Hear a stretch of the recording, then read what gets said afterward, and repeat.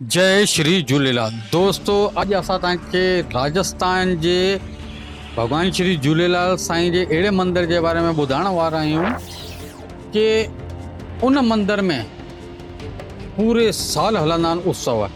जी हाँ दोस्तों, इन वीडियो खे मिस न कजो, पूरो ॾिसियो। तव्हांखे इन वीडियो जे माध्यम सां असां ॾाढी सुठी जानकारी ॾियण वारा आहियूं। त दोस्तों इहो मंदर आहे जयपुर में स्थित सिंधी कॉलोनी राजा पार्क जयपुर में लाल साईं जो मंदिर। जी हाँ दोस्तों, इहो मंदिर अथव जयपुर जे अंदरि भगवान श्री झूलेलाल साईं जो मंदिर, सिंधी कॉलोनी राजा पार्क जयपुर। त हाणे दोस्तों असां तव्हांखे ॿुधायूं था कि ही राजस्थान जो नंबर 1 मंदिर छो आहे।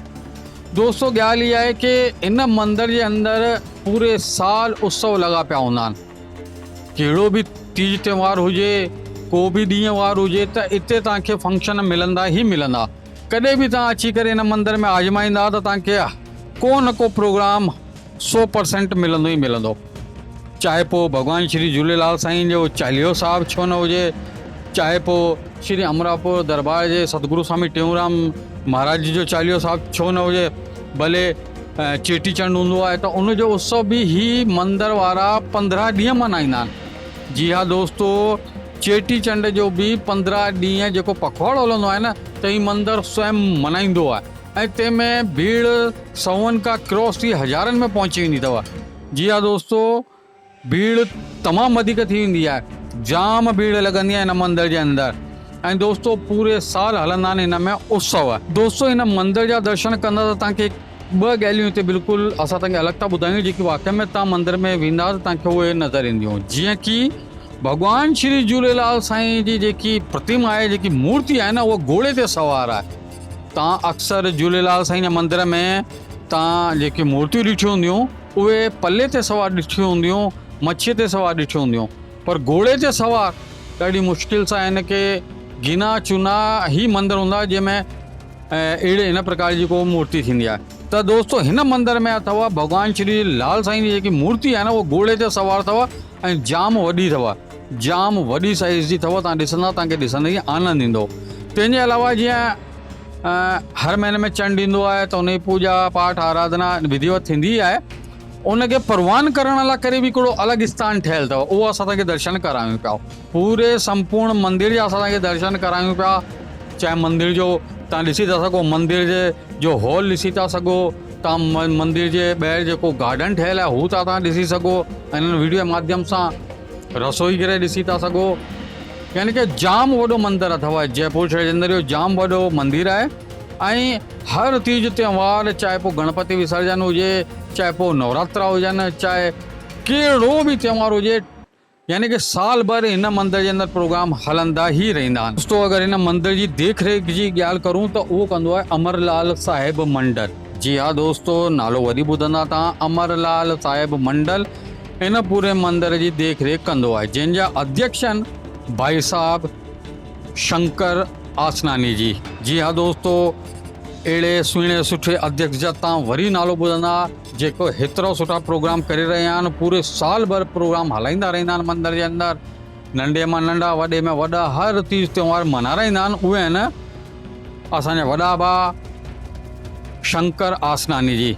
ऐं शंकर आसनानी जी भाई साहब जी ॻाल्हि करूं त उहे नित्य, यानी चाहे सुबुह हुजे शाम हुजे, पूरो समय ॾींदा आहिनि। तव्हां वीडियो में बि ॾिसंदा हूंदा कि ईंदा आहिनि, नित्य पूजा पाठ आराधना आरती इत्यादि स्वयं, यानी कि कई ॼणा अध्यक्ष ठही वेंदा आहिनि, पर न को मंदर खे टाइम ॾेई सघंदा आहिनि, न को संस्था खे। लेकिन हिते ॻाल्हि बि आहे, हिते त अध्यक्ष स्वयं मौजूदु हूंदो आहे, ऐं अध्यक्ष सां गॾु जेका पदाधिकारी आहिनि उहे बि, ऐं गॾु में मातृशक्ति बि, यानी कि सॼी पूरी टीम आहे कंधे सां कंधो मिलाए हिन मंदर जे अंदरि जेकी चीज़ आहे न बिल्कुलु लॻी पई हूंदी आहे। ऐं तंहिंजे कारण ई हेतिरा प्रोग्राम आहिनि, साल में पूरे साल भर प्रोग्राम हली सघंदा आहिनि।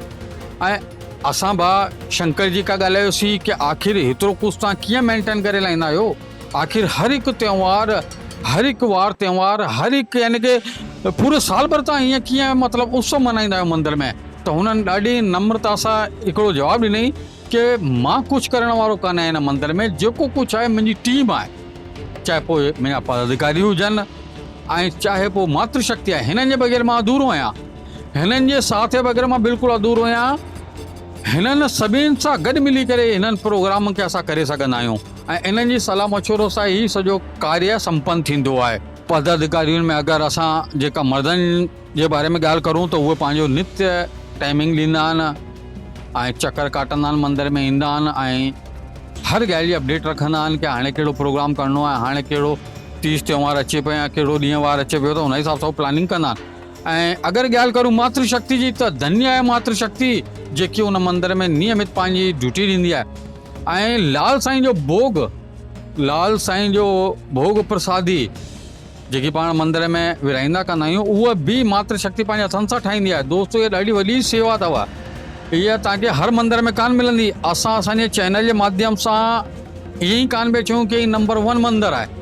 इन जी हर हिकु ॻाल्हि तव्हां ॿुधंदा तव्हांखे ताजुब करण वारी हूंदी, तव्हांखे अचंभित करण वारी हूंदी कि हिते जा सेवादार केतिरा सुठा आहिनि, चाहे पोइ पदाधिकारी हुजनि, चाहे अध्यक्ष हुजे, चाहे मातृशक्ति हुजे, सभई मिली करे केतिरो सुहिणे नमूने सां लाल साईं जी सेवा कंदा आहिनि। दोस्तो इहा ॾाढी हिकिड़ी चौंकाइण वारी ॻाल्हियूं आहिनि कि सभई पंहिंजो कीमती समय कढी करे लाल साईं जी बिल्कुलु जेकी चइजे न विधिवत पूजा पाठ आराधना सां गॾु गॾु हिकिड़ी जन सेवा बि कंदा आहिनि।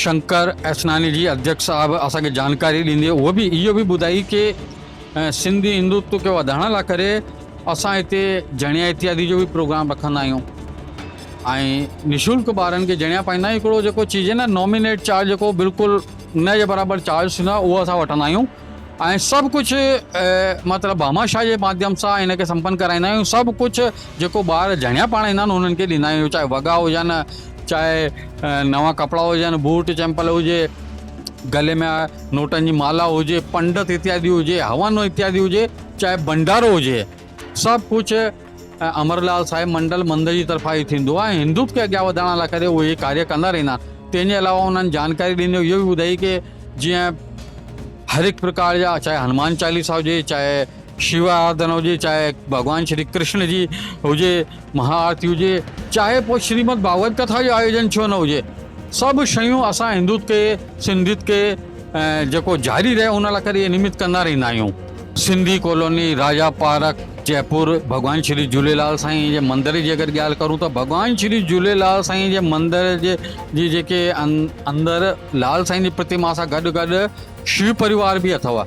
जी हा दोस्तो, शिव परिवार बि आहे ऐं साध पुरुषाराम साहिब जी बि प्रतिमा उते मूर्ति स्थापित आहे, भॻवान श्री कृष्ण जी बि आहे, हनुमान जी बि आहे, संतोषी माता जी बि आहे, सभिनी जी राधा गोविंद इत्यादि यानी कि तव्हां मंदर जा असांखे दर्शन पिया करायूं, सभिनी जी मूर्तियूं उते स्थापित आहिनि ऐं सभिनी जी नियमित पूजा पाठ आराधना आरती थींदी आहे। जी हा दोस्तो, नियमित पूजा पाठ आराधना नियमित समय ते थींदी आहे।